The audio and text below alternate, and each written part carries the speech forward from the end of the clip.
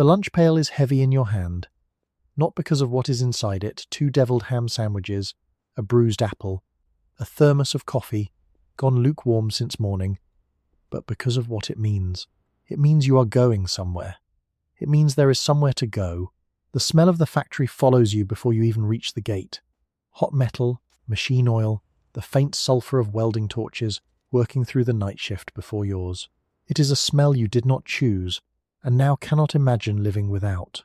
The year is 1944. The war is still on. The war is always still on. You clock in at 6:45 in the morning, and the foreman does not look up from his clipboard, and that is fine. You know your station. You have known it for 2 years. The rivet gun fits your palm the way a pen fits a schoolteacher's, the way a rolling pin fits a baker's. Your hands have learned something that was not supposed to be theirs to learn. They have learned it anyway. Around you, the floor hums and clanks and roars with the sound of women working. Not girls. Women. Mothers, daughters, sisters, wives of men whose photographs are pinned above the workstation or tucked inside the pocket close to the chest. You know their names the way you know your own address, without effort, without ceremony. There is Marion from Decatur with her red headscarf and her habit of whistling hymns when the line speeds up.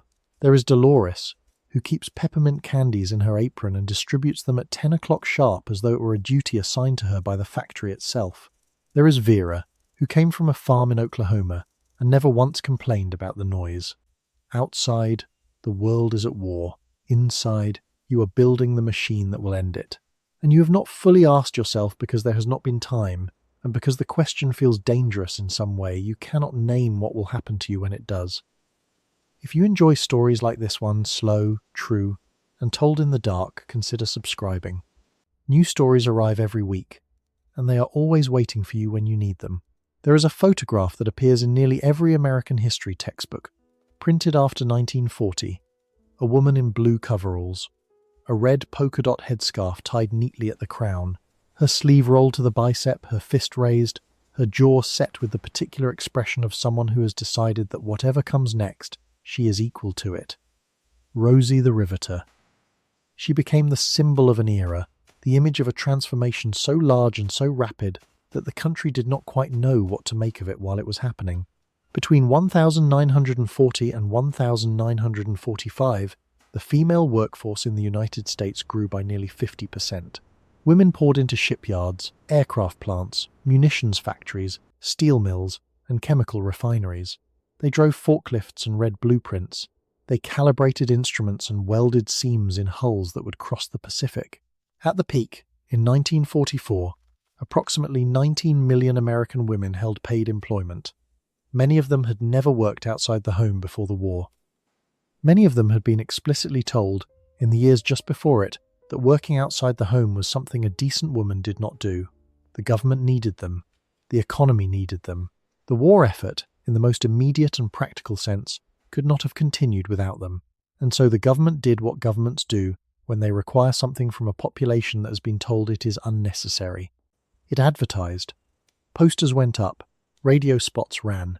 Magazine features appeared under headlines like Women in War Work and The Girl Behind the Man Behind the Gun. Rosie herself was commissioned by Westinghouse as an internal morale poster in 1943, though she would not become nationally iconic until decades later. The message was consistent and urgent. The country needs you. The factory door is open. Come. They came. And what happened after not the coming, but the leaving, the being pushed back out through the same door that had been opened so urgently, the systematic and deliberate erasure of what had been built, is the story that tends to get quieter in the textbooks. It is the story of what the government, the press, the magazines, the corporations, and sometimes the returning soldiers themselves did to dismantle the female workforce with the same organized efficiency that had constructed it. It is the story of women who were recruited with propaganda and then re-recruited with different propaganda, sent in the opposite direction, told that the thing they had done for 2 or 3 years, the thing they had done well, the thing that had mattered was now a problem to be solved. You are going to live inside that story tonight. Not as a footnote to it. Not as a statistic. You are going to live inside the factory, and the kitchen, and the waiting room, and the unemployment line, and the women's magazine, and the doctor's office, and the church pew, and the quiet evening kitchen where someone has put away a lunch pail that will not be needed tomorrow, you are going to feel what it felt like to be handed something extraordinary and then told, gently and then less gently, and then with the full weight of social pressure and economic policy and cultural expectation, that you had to give it back. Settle in. The light is low, the story is long, and it is truer than most people realize. Before there was a war, there was a depression, and before the depression was fully over, there was a consensus, unspoken in some places, loudly spoken in others, about what work was for and who it belonged to. The consensus said that work, real work, paid work, the kind that built a life and a future, and something you could point to at the end of the day and call yours, was a man's business. A woman worked if she had to. If she was unmarried and without family support, she might work in a shop or a schoolroom or a telephone exchange, but she was expected to stop when she married. The working wife was, in the dominant social imagination of the 1930s, either a symbol of her husband's failure or an obstacle taking a job from a man who needed it more. There were real laws to this effect. The Economy Act of 1932 prohibited more than one family member from holding a federal job, which in practice almost always meant that the wife of a government employee was barred from federal employment. By 1940, 26 states had laws restricting the employment of married women. School systems routinely fired female teachers upon marriage. The National Education Association reported in 1941 that 77% of school systems would not hire married women, and 58% would fire women who married while employed. These were not informal preferences. They were official policies, enforced by institutions, backed by the weight of law. And then, in December of 1941, the country went to war, and everything changed. Not philosophically, not in terms of what people believed women were capable of, or what they deserved, or what kind of life they were entitled to build. Those beliefs were slow to shift, and some of them never shifted at all. What changed was the arithmetic of need. 12 million men would eventually enter the armed forces. 12 million pairs of hands that had been building things and running machines and loading ships were now carrying rifles. The factories did not stop needing to run. The shipyards did not pause. The aircraft plants, working at a pace the country had never attempted before, could not slow down. The War Manpower Commission was established in April 1942. Its job, stated plainly, was to direct the movement of workers into industries essential to the war effort. It quickly identified the obvious. There were not enough men. There were, however, women, millions of women. Women who were already working in lower-wage jobs that could be reclassified. Women who were at home, women who had been educated and trained, and then directed away from anything that used that training. Women who, it turned out, could operate a rivet gun with as much skill as any man, once they were shown how, and sometimes more, because their hands were steadier and their fingers fit more naturally into the narrow spaces where precision work happened. The recruitment campaign that followed was one of the largest and most coordinated efforts in American advertising history. The Office of War Information worked with the War Manpower Commission, with advertising agencies, with magazine editors and radio producers and film studios, to construct a message that reached into every corner of American life. The message said, "This is your moment." The message said, "Your country needs you." The message said, in the particular language of wartime urgency, that there was something almost unpatriotic about staying home when there was work to be done. The factory door was not just open, it was waiting. You were expected. The posters appeared on the walls of post offices and grocery stores. The radio spots ran between the news bulletins. The magazine features showed women in hard hats and goggles, smiling at the camera from beside aircraft fuselages, their hands marked with grease that had been styled, very carefully, to look heroic rather than dirty. The message was calibrated with precision. It needed to be urgent enough to move women who had been told their whole lives that the factory was not their place, without being so disruptive that it challenged the fundamental assumptions about what a woman's life was for. You are reading the recruitment pamphlet in the kitchen, after dinner, while your husband's photograph watches from the mantelpiece. The pamphlet is well designed. It uses words like contribution and service and home front. It mentions, in a small box near the bottom of the page, that the hourly wage in the aircraft plant is 85 cents. 85 cents an hour. You have been stretching the war allotment thin all month. You have been cutting bread into smaller slices. You have been watering the soup. You fold the pamphlet. You put it in the pocket of your house dress. And the next morning, you walk to the plant. The plant is louder than anything you have ever been inside. The noise is physical. It hits you in the chest before you have taken 3 steps through the door. The floor vibrates. The air smells of things you cannot yet name, but will come to know as intimately as the smell of your own kitchen. Cutting fluid and hot metal and the particular burnt plastic scent of electrical work, and underneath it all, the smell of many people working hard in an enclosed space, which is not quite the same as any other smell in the world. The foreman is a compact man named Mr. Holloway, who speaks to the new group of women in a voice that is not unkind but is not warm either. He is reading from a card. He tells you that the plant runs 3 shifts. He tells you that the hours are fixed and the breaks are scheduled. He tells you that the work you will be doing requires attention, and that attention is non-negotiable. He does not say that he doubted this hiring decision. He does not need to say it. The woman next to you is wearing a scarf in a green that has faded from something brighter. Her name, you will learn, is Ruth. She has 4 children, 2 of school age, 2 not yet. Her husband is somewhere in the Pacific, and she does not know precisely where, because he is not allowed to say, and she has stopped asking the telegram office to tell her things they cannot tell her. She holds her new badge in both hands as though it might float away. When Mr. Holloway finishes speaking, she nods once, sharply, and that nod contains everything about what she has decided and why she has decided it. In the first week, you make mistakes. Everyone makes mistakes in the first week. The measurements are in thousandths of an inch, and you have spent your adult life measuring in cups and tablespoons. The machinery is indifferent to the fact that you are new. It does not wait for you to be ready. But by the 2nd week, something begins to happen. The measurements start to feel like a language you have always spoken somewhere underneath your other languages. Your hands find the rhythm, and by the end of the month, you are not making mistakes. The women around you come from every circumstance that the country has produced. There are women who took typing courses after high school and were told that was sufficient. There are women who went to college and were quietly guided away from the engineering courses. There are women from farms who have been operating heavy machinery since they were 12 years old and have been told all their lives that this did not count as skill. There are women from neighborhoods where work was always something women did, because the men in those neighborhoods were the ones who needed the extra job flexibility, but whose work was always called supplemental, always called extra, always called the second income, even when it was the only one. You begin to understand, in those first months, something that no one has said directly but that you can feel in the structure of every day, that you were capable of this all along, that the door was not closed because you could not do what was behind it.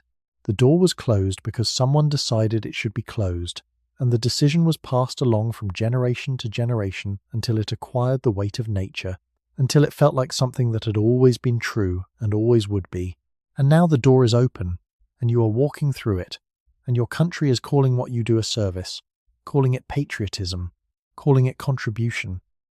And the word for what you feel, standing at your station on a Tuesday morning with the rivet gun settled into your right hand and the specifications sheet clipped to the board above the work, is something closer to recognition than pride. This is not new. This is arriving. The war needs what you can do. You are doing it. And the morning passes in the particular hum of machinery and concentration that is, you realize slowly, what some people call purpose. There is a ritual to factory work that no one explains to you before you begin. You learn it the way you learn the geography of a house you move into, incrementally, through use, through the small daily renegotiations between your body and the space it occupies. By the end of the 2nd month, you no longer think about where to set your tools at the end of a shift. Your hands return them to their positions the way they return a coffee cup to its saucer. The work has entered your body. It has become unconscious in the way that only things you have repeated 1,000 times become unconscious. The plant runs around the clock. This is not a metaphor. The lights do not go off. The machinery does not rest. The 3 shifts overlap in their own particular way, and between shifts there is a 20-minute window when the outgoing workers are cleaning stations and the incoming workers are pinning on their badges, and this overlap produces its own sound, a kind of doubled hum, Voices over machinery, the clink of lunch pails being retrieved and deposited that you come to think of as the sound of continuity. The war does not sleep. The plant sleeps in the same way. Your shift is the morning one, 6 to 2. In summer, this means arriving in full daylight, the streets cool and quiet, dew still on the lawns of the houses you pass. In winter, it means walking in darkness, your breath visible, your coat buttoned to the chin, the lunch pail handle cold through your glove. By November, you have memorized the patches of ice on the 2 blocks between the bus stop and the plant gate, and you have memorized which of those patches is the dangerous one, the one that looks solid and gives without warning, and you steer around it automatically. Now the way you would steer around anything that had hurt you once. The work itself varies by station. Some women are doing the riveting, the loud, insistent work that leaves a ringing in the ears that fades by evening and then by the 4th month does not fade entirely by evening anymore. Some are doing inspection, measuring tolerances with calibers and micrometers, reading the numbers and logging them in a book that will be checked against specifications before any component moves to the next stage. Some are doing electrical work, threading wires through channels too narrow for most men's hands, connecting terminals, securing housings. You know women who do each of these things. You understand now that skill is not a single thing. It is many things, and the women around you have accumulated it in ways that were never counted as accumulation. Dolores, who distributes the peppermint candies at 10 o'clock, was a seamstress before the war. She worked in a garment factory in the city, sewing piecework, paid by the number of units completed rather than by the hour. The precision required for her current work connecting small terminals in a specific sequence without error is, she says, easier than piecework. In piecework, she says, you are always racing the clock and the quota. Here, the requirement is accuracy, and accuracy she has always had. The speed she learned in the garment factory she now applies to something that will be installed in a B-29, and she finds this neither remarkable nor dramatic. She finds it, she says, a job. Marion from Decatur was a telephone operator. Her previous work required her to maintain multiple simultaneous connections without error, to listen and respond and redirect with perfect attention, all while speaking in the specific calm and pleasant voice that the telephone company required of its operators, regardless of what the caller said or did. The work she does now is louder and less pleasant in its immediate sensory qualities, but she says it is simpler in a fundamental way. Here, at least, the specifications do not change their mind halfway through the call. You do what the blueprint says. You either meet the tolerance or you do not. There is a clarity to it that she finds restful. Vera, who came from Oklahoma, worked the land before she came to the plant. She drove a tractor at 12. She repaired fence posts and cleared irrigation channels and did the arithmetic of planting schedules in her head while she worked, because there was no one else to do it, and because the farm did not stop requiring the arithmetic just. Because you were 12 and you were tired. She found the factory easy to understand on the first day. The machinery was different. The principles were the same. You learn a machine by listening to it. You learn what it sounds like when it is running right, and what it sounds like when something is about to go wrong. That knowledge is not in a manual. It is in the quality of attention you bring to the hour. There are approximately 350 women on your shift, in a plant that employs close to 2,000 workers across all 3 shifts. The proportion of women has been rising since 1942, and is now, in some departments, a majority. This is not a fact that anyone announces or marks. It simply is. The foreman still tends to be a man, but the women on the floor have developed their own hierarchy of expertise that exists alongside the official one. When something goes wrong with the equipment, not a breakdown, but the smaller misbehaviors that machines have, the subtle misalignments and the inconsistent readings, and the intermittent faults that are harder to diagnose than the obvious ones, the women know who to ask. The name they know is usually not on the management chart. You eat your lunch in the break room, at a table near the window that looks out on the loading dock. This is not a scenic view. It is a concrete dock and a chain-link fence, and beyond that, the rail yard where the completed components will eventually be loaded for shipment. But the window lets in daylight, and daylight is worth something after 6 hours in the interior of the plant, and so you sit where you can see it even when there is nothing beautiful in what you are seeing. The conversations at the lunch table are not always about the war. Sometimes they are about nothing at all, about a radio program, about the price of butter, about whether the shoes in the window of the shop on 3rd Street are as comfortable as they look, There is a quality to this kind of conversation, the kind that is about nothing in particular that you had not fully appreciated before the war. It is the conversation of people who are not, at this particular moment, required to be anything except themselves. The factory floor requires your attention and your accuracy and your physical endurance. Quoted a room requires nothing except that you sit and eat your sandwich and talk about something that does not matter. But often the conversations are about what is happening somewhere else. Letters read aloud. News pieced together from what the censors allow. The particular silences that fall when someone at the table has not received a letter in 3 weeks and has been watching the clock in the way that is not really watching the clock. Everyone at the table knows what 3 weeks without a letter can mean. No one says it. The peppermints go around at 10 o'clock, and the ringing in your ears begins to recede by afternoon, and the afternoon shifts to evening, and the evening bus home smells of machine oil and tobacco, and the particular exhaustion of sustained, concentrated physical work, which is a good kind of exhaustion, a kind that asks something of you and leaves you knowing the asking was worthwhile. You take the same bus home every afternoon. You have a window seat by the 3rd week, because you have learned which stop to board at to guarantee it. The window is cold in November and December, cold against your forehead when you lean it there during the stretch of the ride when you allow yourself to stop being alert. You watch the streets go by. You pass the grocery where you used to spend your Tuesday mornings. You pass the park where the children play after school. You pass the houses with the blue star flags in their windows and the houses with the gold star flags, and you look at the gold stars the way you always look at them, carefully and briefly, and then you look somewhere else. At home, dinner, homework supervised or done with help, dishes washed while the radio plays something that is not the news. The news can wait until after the children are in bed. You fold the dish towel over the rack by the sink, and you put the lunch pail on the counter, and you fill the thermos for tomorrow, and you check that the alarm is set, and you sit in the chair that is your chair, in the house that is your house, which you have been managing alone for 2 years without difficulty and without complaint, because management is something you have always known how to do. It was never called that, but you have always known how. The alarm will go off at 5:45. You will be at the plant by 6:30. The work will be there, the rivet gun will be there, the specifications will be clipped to the board. Marion will already be whistling something from Psalms. Dolores will already have the peppermints in her apron. Vera will already be at her station, listening to her machine in that particular way she has, patient and precise, the way you listen to anything you have come to understand. You sleep the sound sleep of someone who has done something real today. The machinery hums in your chest even in the dark. It is not unpleasant. It is simply there, the way all things that have become part of you are simply there, without ceremony, without announcement, quietly and completely yours. If you are drifting now, let yourself go. Subscribe so the next story is waiting when you return. Sleep well. The check arrives on the 1st and 15th.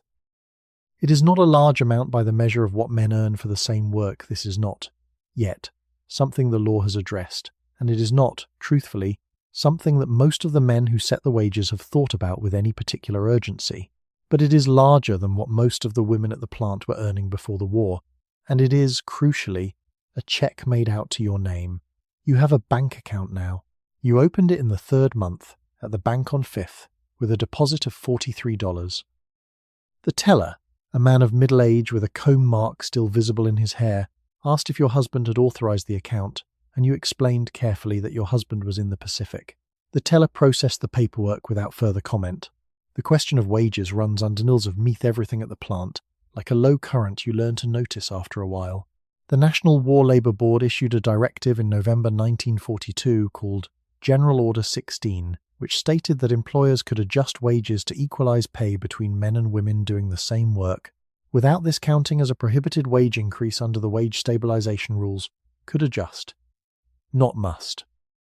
The directive was a permission slip, not a mandate. Many employers did not use the permission slip.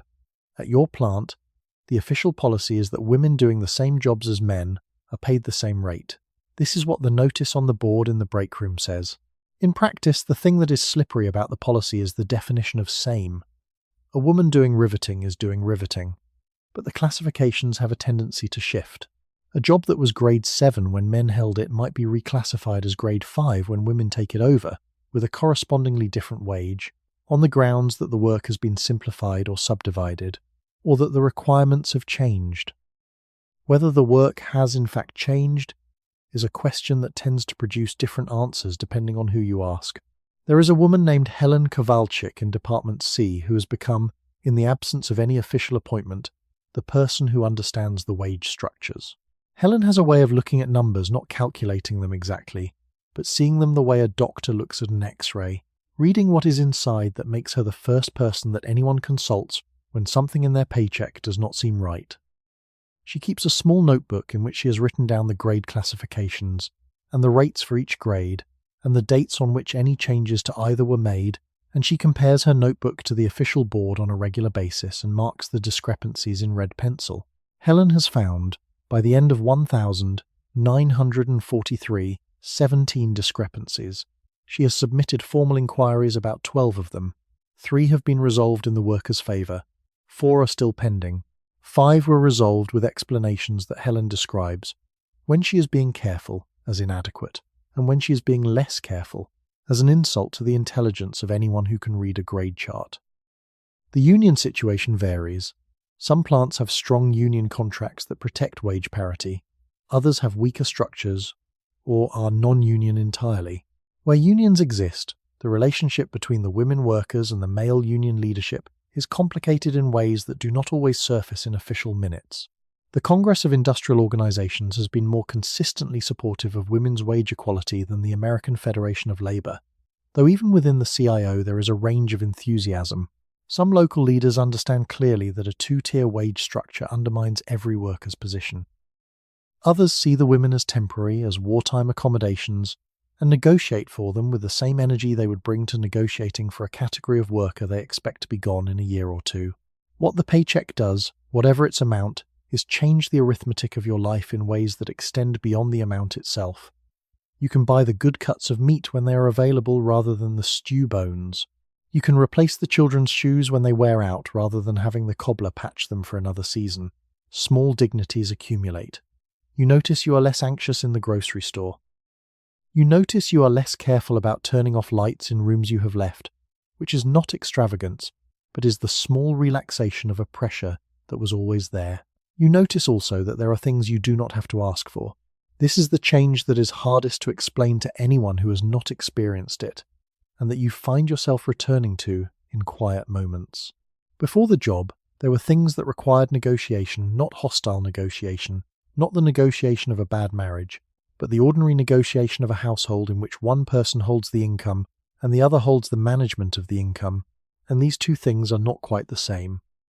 Before the job, if you wanted to buy something that was yours, not a household necessity but something that was specifically for you, there was a conversation to be had, a calculation, a justification. Now there is a check, and the check is yours. There are women at the plant who send money home to their mothers, who have been managing on nothing since their fathers died or left or were laid off and never recovered the employment they once had. There are women who are paying off debts that preceded the war, obligations accumulated in the lean years of the Depression that had become a kind of weather, always present, always limiting. There are women who are saving with a seriousness they could not have applied to saving before, because before there was not enough to save. They are building something. They are building it with their hands in the literal sense, with rivet guns and inspection sheets and electrical terminals, and they are building it in the other sense too. Helen Kowalczyk, the woman with the red pencil and the notebook, does not talk much about what she plans to do after the war. She talks about the discrepancies. She talks about the pending inquiries. She talks about the 3 cases that were resolved in the workers' favour, and she talks about them with a satisfaction that is not smug but is solid, the satisfaction of someone who has demonstrated that the arithmetic adds up the way she said it did.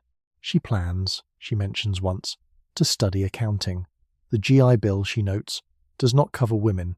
There are other ways. The money changes things that are real and visible. The money also changes something harder to measure, something that has to do with what you know about yourself and what that knowledge means for what you will be willing to settle for once the knowledge is there. A woman who has operated complex machinery under wartime specifications, who has met the tolerances and corrected the discrepancies and managed a household and raised children, and done this for 2 years or 3 years in the steady, unglamorous daily way that real work is done, that woman has a different relationship to what she will accept as an account of her own capabilities. And that relationship does not disappear when the check stops. The check will stop. You do not know on the 1st and 15th of each month as you deposit it that the check will stop. You are thinking about the grocery store and the shoes and the bank account with $43 in it that is now a bank account with something more. You are thinking about tomorrow's shift. The rivet gun is waiting, the specifications are ready, and the 1st and the 15th will come again. What has been built with these wages is not only material, it is structural, in the way that things built in the body and the mind are structural. You cannot unbuild it by replacing the check with something else. You cannot make the woman who deposited the check into the woman who had not yet deposited it. This is the thing that the architects of the next phase of the project will not fully account for. They will cancel the check. They will not be able to cancel what the check was evidence of. The teller at the bank knows your name now. He does not ask about your husband's authorization. He processes the deposit with the efficiency of familiarity, which is a different thing than warmth but is not nothing. And he says, "See you in 2 weeks," which is a small thing, but is the small thing of being known in a place where you have business to conduct. The bank account grows.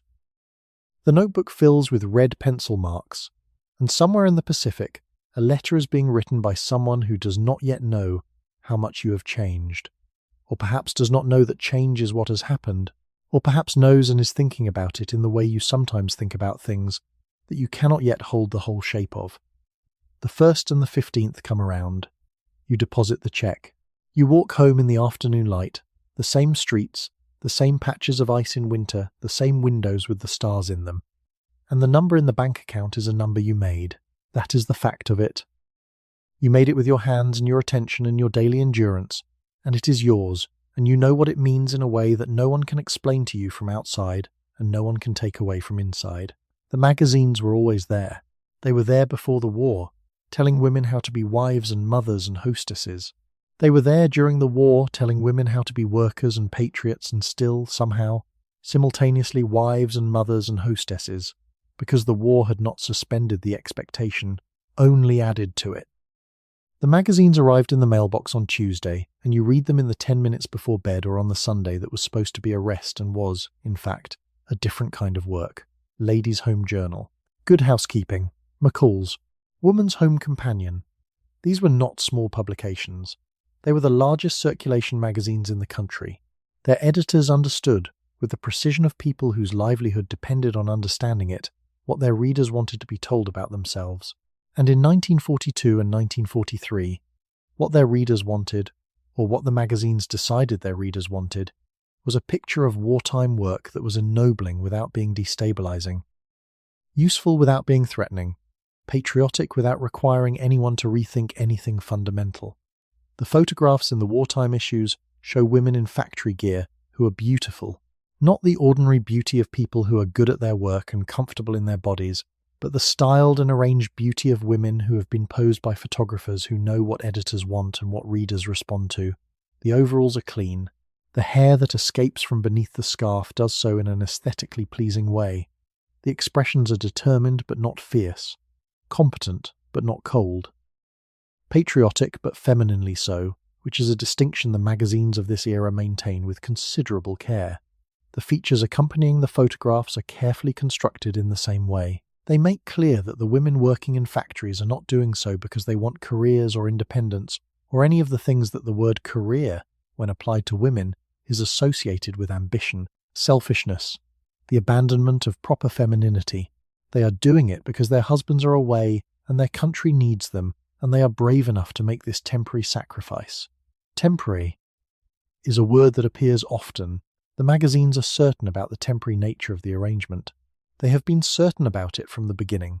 Life magazine runs a photo essay in 1943 called Women in Steel.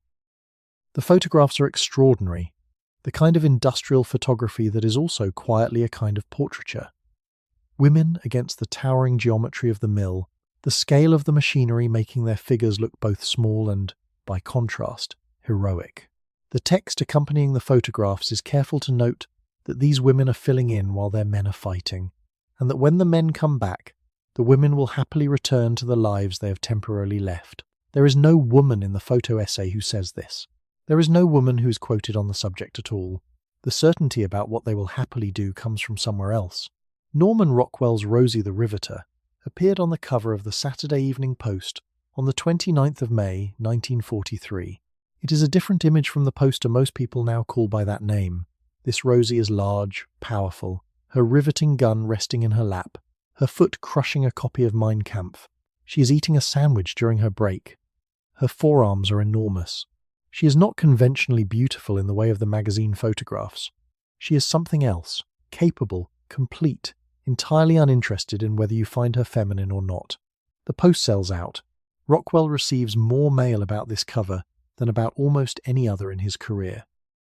Something in the image has arrived at a truth that the careful magazine photographs were not quite saying. The tension between these two images, the domesticated patriot who is working temporarily for sweetly conventional reasons, and the large-armed woman who is simply powerful and knows it runs through the entire wartime media landscape. The Office of War Information is aware of this tension. It issues guidance to magazine editors and advertising agencies about the kind of representation that is most effective for recruitment without being socially disruptive. The guidance leans toward the domesticated patriot. The guidance is explicit that the materials should emphasize the temporary nature of the work and the women's primary identification as wives and mothers. The advertising that runs alongside the recruitment features tells a different story, or rather, tells the story that the market has determined is effective. Westinghouse runs advertisements showing women operating their appliances. The advertisements are pitched partly to women and partly to men who are considering buying appliances. Here is what this machine can do. Here is how it can help your wife. The woman in the advertisements is capable with the appliance in a way that is meant to be reassuring rather than impressive. She has mastered the appliance. She has not, the advertisement implies, mastered anything that might make her difficult to live with. You read the magazines on Sunday evenings. You read them with a particular kind of awareness that has developed over 2 years of working in a place where the reality of what women can do is on constant daily display. The magazines are not lying, exactly. The women in the photographs are real. The work is real. But there is a frame around all of it, temporary, auxiliary, femininely accomplished, that sits at a slight angle to your actual experience of going to a job you are good at and earning money you manage and building, without anyone having announced that this was what was happening, a version of yourself that is more capable than any previous version. The frame says, this is for now. The frame says, you are doing this for someone else. The frame says, when it is over, you will be ready to return to what you were before, and you will be glad to return, and the returning will be easy because this was never really yours to keep. You read the magazines, you set them down. You look at the clock, and the clock says 10:40, and the alarm is set for 5:45, and tomorrow is a Tuesday, and on Tuesdays the line runs at slightly higher speed because of the assembly schedule, and the assembly schedule runs tight because the delivery dates are fixed. You go to bed. You sleep the useful sleep of someone who has somewhere to be in the morning. The magazine sits on the kitchen table with its cover face up. The woman on the cover is smiling in a particular way. She is smiling the way you smile in a photograph when you know what the photograph is for and you are willing to give it what it needs. It is not her real smile. You know this because you have spent 2 years on a factory floor and you have seen what real smiles look like. Real smiles look like Marion when a batch of components comes back from inspection without a single rejection. Real smiles look like Vera when a machine that has been slightly off all week suddenly runs true. Real smiles look like what happens in a person's face when they are good at something and they know it, and the knowing of it sits quietly in the chest and does not need to be performed for anyone. The woman on the magazine cover has a pretty smile. It is not the smile you are thinking of as you reach across the table and close the magazine and put it in the stack by the door for when the paper drive comes around. You are thinking of the smile that is not for photographs. You have it now. You did not have it before the factory. The magazine carefully does not mention this.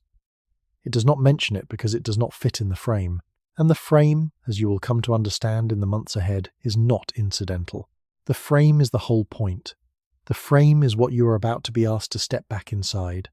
The question that no one wanted to answer directly was where the children would go.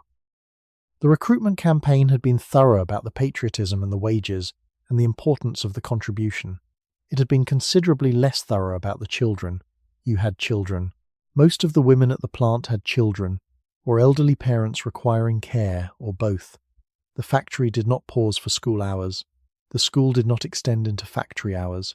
The gap between these two facts was where a large portion of your daily logistical life happened, in the intricate arrangements and negotiations and trade-offs that made it possible to be at two places at once, because you could not afford not to be at either.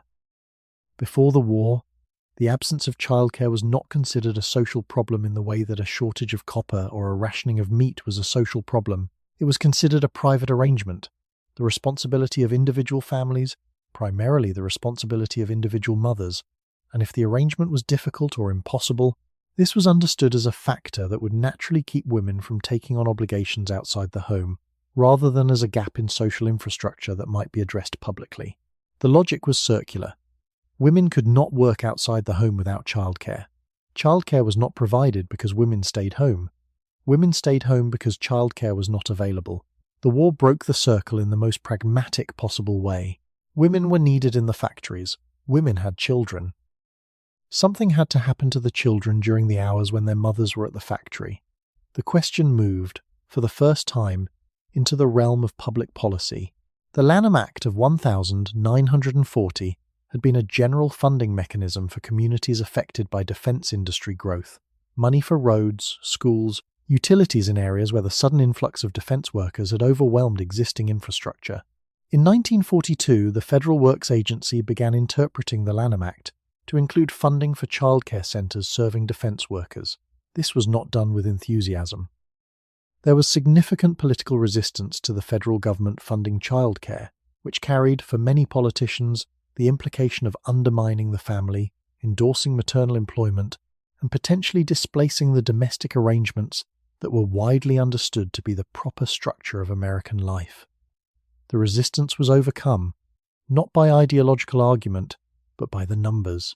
By 1944, approximately 3,102 federally funded childcare centers were operating across the country, serving roughly 130,000 children.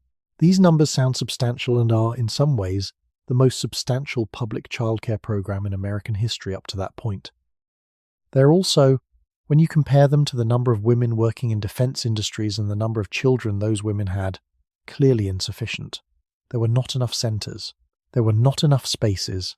The centers that existed were sometimes inconveniently located, sometimes had limited hours that did not match the shifts that women were actually working, sometimes had admission requirements that excluded families who needed them most. You have worked out your own arrangement. Your mother-in-law takes the children from 7 until 2 when they come home from school. You are home from the plant by 3 on most days, which leaves a window of approximately an hour in which the older one manages the younger ones, which they do with varying degrees of competence and with a self-sufficiency that you have had complicated feelings about. The older one is 11. She is competent in ways that 11-year-olds were perhaps not, in a different life, required to be. You are proud of her, and you are sorry that the competence was necessary at the same time, and you hold both of these things without being able to resolve them. The childcare situation is one of the things that functions as a filter at the plant. The women who are able to work the full shifts reliably are the women who have solved the childcare problem, which means they are the women who have family nearby, or the women who have made private arrangements with neighbours, or the women whose children are old enough to manage a part of the day alone. The women whose situations are more precarious tend to have more absences, and the absences become a problem with the foreman, and the problem with the foreman becomes a question about reliability, and the question about reliability follows them in ways that never quite follow the men who have absences for other reasons. There is a program at the Kaiser shipyards in Oregon that people at your plant talk about the way you might talk about something remarkable but remote, an arrangement that exists somewhere and might serve as an example but has not. Become ordinary. Kaiser has built 2 large childcare centers at its Portland yards, designed by architects and run on a serious professional basis, open 6 days a week for 24 hours to accommodate all 3 shifts, with hot meals and medical services included. The centers were designed not as accommodations but as facilities, and they are funded by Kaiser, not purely from altruism, but because Kaiser has done the arithmetic on worker retention and absenteeism, and has concluded that childcare is worth the cost. You have heard about Kaiser's program from Dolores, who heard about it from a cousin who works there. It sounds to your ears like a description of a parallel universe where certain obvious things have been arranged because arranging them is sensible. The children are taken care of, the mothers are at work, the ships are being built. This logic, so clear when stated plainly, is apparently difficult to arrive at by a route that does not involve one man owning several shipyards and running the arithmetic on absenteeism. The centres that exist in your city are better than nothing. You know this because you have spoken to women who are refused space in them and who are therefore navigating arrangements that are more precarious than yours. The centre on Oak Street has a wait list. The centre on 14th is on the bus line that goes to the plant on the south side but not to yours. The centre near the armoury has hours that match the day shift but not the swing shift, which means that the women on the swing shift, who are paid slightly more because of the less desirable hours, are also the women with the least access to childcare support. The incentive structure points in multiple directions simultaneously and cancels itself out at various places along the way. What you have built, instead of a centre, is a network. All of the women at the plant who have children have networks of some kind. The networks are informal, unrecognised, uncounted, and absolutely essential. They are made of neighbours who take a child for 2 hours and are reciprocated in some other way. Eggs or sewing, or a promise of the same kind of watching held in reserve for when it will be needed. They are made of older children minding younger ones.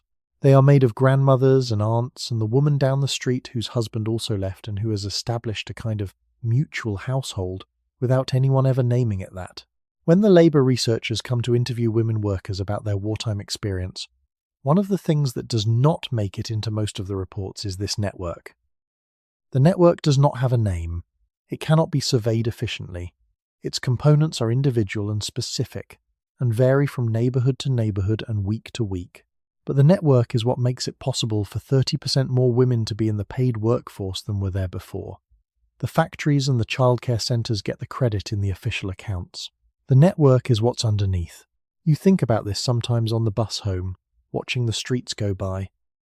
You are thinking about the woman who will take the children tomorrow while you work, and the fact that this arrangement depends on a set of relationships that you have carefully maintained and that are maintained in return. You are thinking about what the network represents, not charity and not coincidence, but the organised response of women to a situation in which the organised official response was insufficient, which is, you understand now, a description of a great deal of what women have always done. The bus stops. You get off. The children will be at home with the oldest managing. You will be home in 15 minutes. The apartment will need dinner. The oldest has probably already started it, in her efficient, slightly too serious way, which you will not comment on because the efficiency is a gift, even if the seriousness costs something to produce. The network holds. The shift is covered. Tomorrow the rivet gun is waiting, and the specifications are ready, and the line will run at the pace the assembly schedule requires, and the children will be where children go when their mothers have somewhere to be. Imperfectly, locally, invisibly, the way most of the things that hold a world together are held. The news comes on the radio at 6 in the morning on the 8th of May, 1945. Germany has surrendered. The war in Europe is over. You are in the kitchen when you hear it, and you stand with the coffee cup in your hand, and you listen to the announcer's voice, which is trying to be measured and is not quite succeeding, the emotion leaking through the professional cadence in ways the announcer is probably aware of and cannot stop. Outside, somewhere not far away, a car horn starts, then another, then a sound that builds over the next 10 minutes into something you have not heard before, a sound that is many individual sounds, voices, horns, bells, something that might be firecrackers layered into a collective expression that has no single word. VE Day, victory in Europe. The street fills up with people in the way that streets fill up when something happens that people need to be together for. You put on your coat and you go outside and you stand on the step and you watch your neighbours come out of their houses, and your street become, briefly, the place where everyone is. There is a woman 3 houses down who you have nodded to for 2 years but never spoken to at length, and she comes out of her door with her hands over her mouth, and you find yourself walking toward her and the two of you standing on the sidewalk between your houses without quite knowing what to say and not needing to say anything. The war in the Pacific is still on.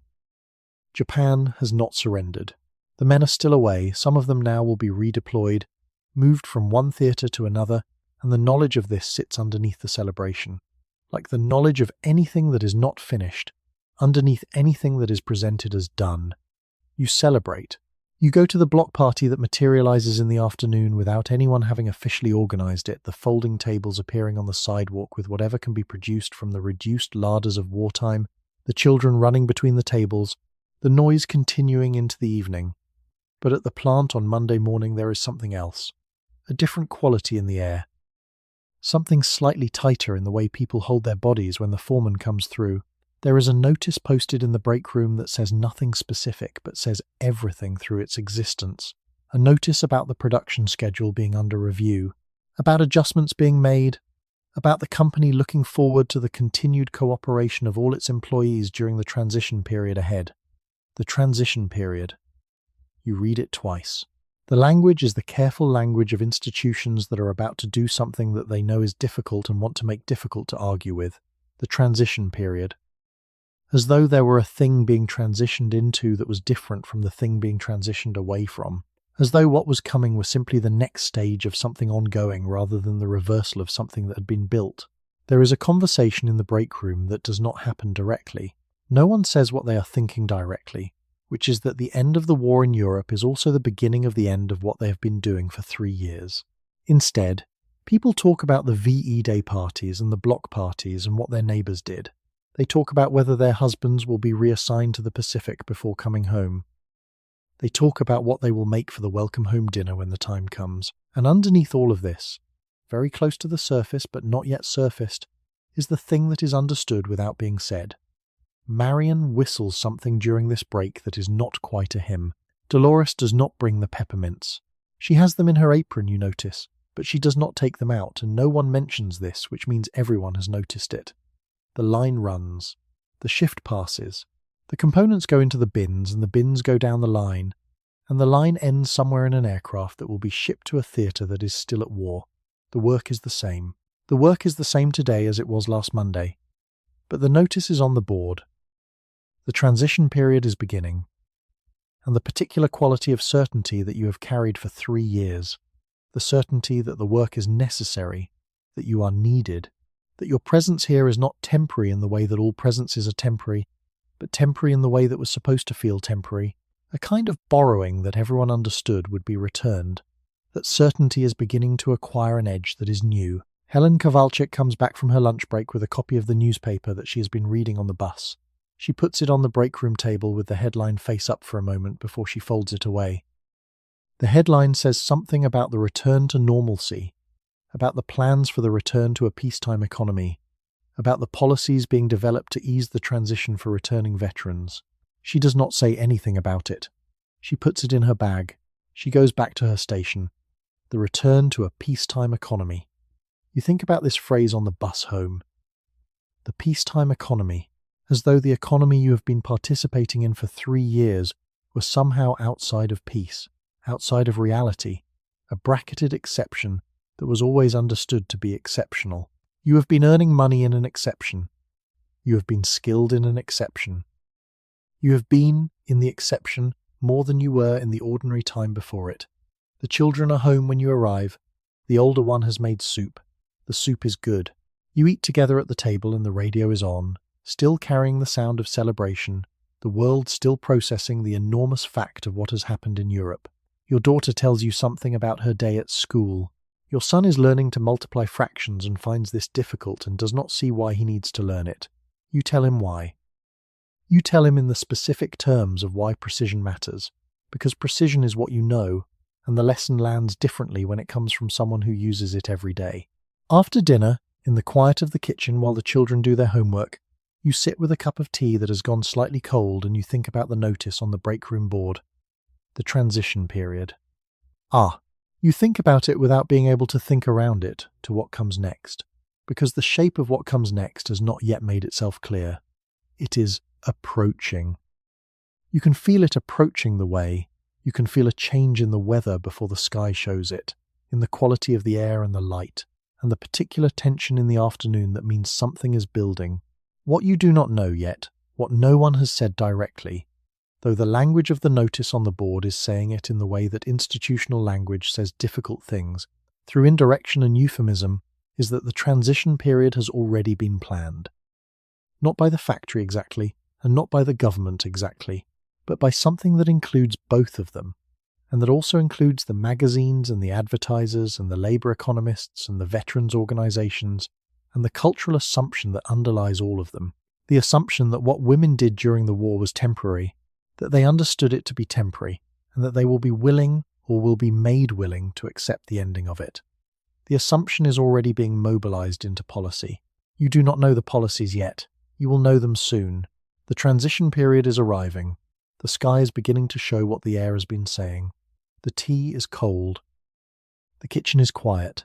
The children's voices from the other room rise and fall in the particular sound of children doing homework together, arguing about something and then not arguing. You wash the cup. You set the alarm. The morning shift starts at 6. The machine that had recruited you into the factory was a large machine. It had many parts, posters and pamphlets and radio spots and magazine features and newsreels, and the patient, organised effort of advertising professionals who understood how to move a population in a direction. It had worked. The female labour force participation rate had climbed by numbers that would have seemed impossible in 1939. The factories were full. The planes were being built. Now the machine began to run in reverse, with the same organisational efficiency, the same professional talent, the same institutional weight behind it. The machine turned around and began to move women in the other direction. The message changed, but the mechanism was identical. The new message was not hostile, not at first. It was warm, it was concerned. It was phrased in terms of what was best for women, for families, for the men coming home, for the society that was going to have to accommodate the enormous disruption of 12 million veterans re-entering civilian life. The new message understood your sacrifice. It thanked you for your service. It said that you had done something remarkable, and that it was now time to allow someone else to take the position you had been holding for them. Fortune magazine ran an article in 1945 that has since become one of the more often cited examples of this pivot. The article examined the question of what would happen to women in the post-war workforce, and its conclusion was stated with the breezy confidence of people who have already decided the answer and are explaining it in retrospect. Women would return to their domestic roles. This was presented not as a policy preference or an act of exclusion, but as the natural resolution of a temporary situation. The women had come to fill a need. The need was concluding. They would leave. The article did not spend significant time examining whether the women wanted to leave. A survey conducted by the Women's Bureau in 1944 and 1945, a survey of actual women, asking what they intended to do after the war, had found that approximately 75% of women war workers wanted to continue working after the war ended. This number was not prominently featured in the Fortune article. It was not prominently featured in most of the coverage of post-war planning. The surveys existed. The numbers were known. They simply did not fit the narrative that had already been decided. The magazines that had run photographs of women in hard hats and coveralls began to run photographs of women in aprons. The transition was not overnight. There was a period in 1945 and 1946 in which both kinds of photographs appeared, in which the magazine seemed to be holding both possibilities simultaneously, the woman with the rivet gun and the woman with the rolling pin, and in which it was not entirely clear which one was the before and which one was the after. The clarity came quickly. By 1946, the magazines had found their footing. The post-war woman was a homemaker. She was a consumer, which was a new and important emphasis. The post-war economy needed consumers, needed people buying the refrigerators and washing machines and cars that the factories were now pivoting to produce, and the woman at home was the engine of this consumption, in a way that the woman at the factory was not. She was a mother, which was an emphasis that would intensify through the late 1940s and early 1950s, as the birth rate climbed toward what would later be called the baby boom, as though the boom were a natural phenomenon rather than the product of a specific set of economic incentives and social pressures and the particular domestic configuration that the post-war settlement was engineering. The advertising shifted with the magazines, as it always does, because advertising reads the culture and reflects it back in a form calibrated for maximum effectiveness. The wartime ads that had shown women capable and engaged with technology, the woman who could operate the Westinghouse equipment, who could read a blueprint, who could understand the mechanisms of things became the post-war ads that showed women grateful for technology, not capable of it, grateful for it. The refrigerator is shown doing something for the woman, making her life easier, freeing her for the other things she needs to do. The woman is positioned as the beneficiary of the technology rather than its operator. This is a subtle but significant shift. The wartime woman was competent. The post-war woman is comfortable. The wartime woman understood the machinery. The post-war woman appreciates what the machinery does for her. The competence is not gone from the image, but it has been redirected. She is now competent at being a consumer, at managing a household, at making the right choices between products that are essentially similar. This is still positioned as skill, still positioned as her domain of expertise, but the domain has contracted back to the interior of the house. There are cultural voices that push back against this. The Women's Bureau, throughout the late 1940s, publishes data and arguments for the continuation of women's employment. Union locals that have strong female membership continue to advocate for policies that would make continued employment possible. Individual women researchers, lawyers, journalists write pieces arguing that the post-war consensus is wrong about what women want and wrong about what the economy requires. These voices exist. They are real and sometimes forceful and occasionally persuasive. They are not the dominant voice.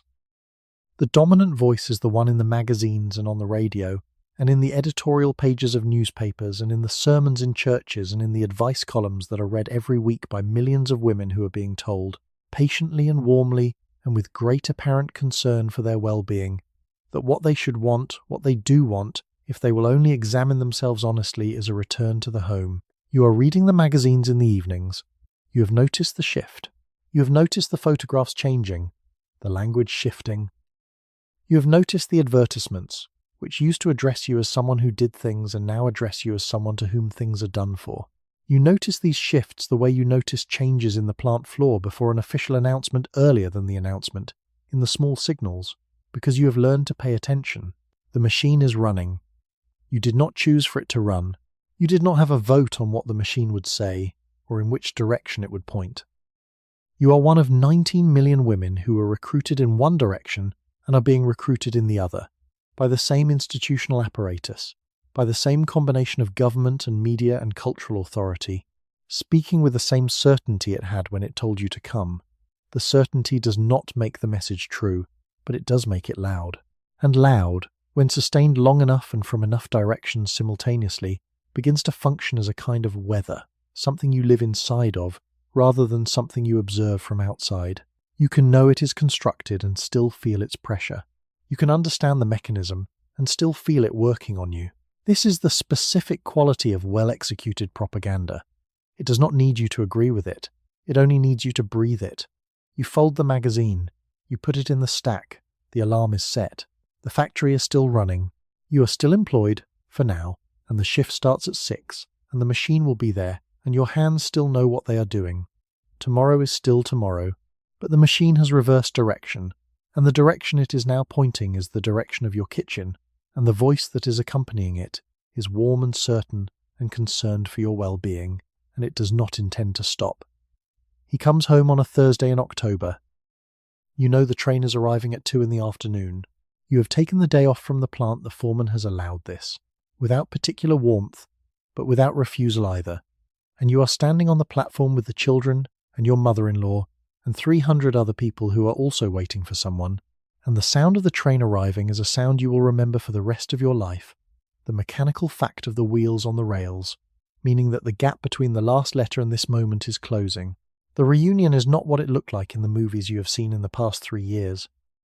The movies show couples running toward each other with a kind of abandon that real people, standing on a platform in October after 3 years apart, do not quite achieve.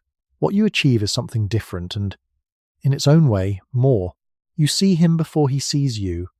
He comes through the crowd with his kit bag and his uniform, and the particular way he moves that you know better than you know any other person's way of moving, and you recognize him from 50 feet away.